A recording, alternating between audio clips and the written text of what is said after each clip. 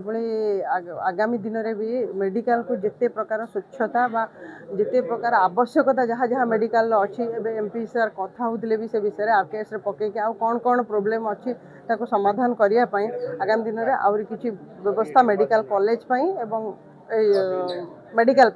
करा जिवो तेणु वर्तमान तो एतिकीर उद्घाटन होती गोटे जाजपुरवासी जाजपुर बाहर भी जो मैंने ये चिकित्सा आसुच्च से भी गोटे सुवर्ण सुजोग सुविधा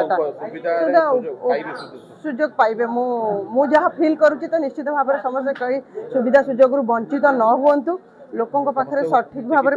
हाँ लोकों पाखे चिकित्सा ठीक भाव में पहुँची पारू दीर्घ रही करने को पड़ू मेडिकल टे जो मान आईसीयू बाहर आउे स्पेशल केयर दरकार पड़ू से कैबिन डिमांड थी से आके 10टा बहुत दिन अवहेलित भाव या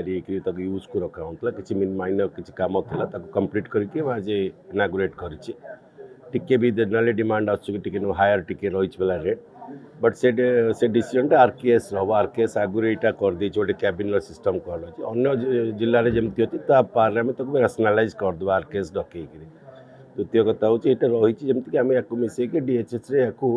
मिसेक गाइनोकोलोजी अन्य 6टा थी प्रसूति विभाग ये 10टा प्राय 2टा ट्विन शेयरिंग गोटे सिंगल मिसेक प्राय एटलिस्ट 25 खंडे लोकों को आम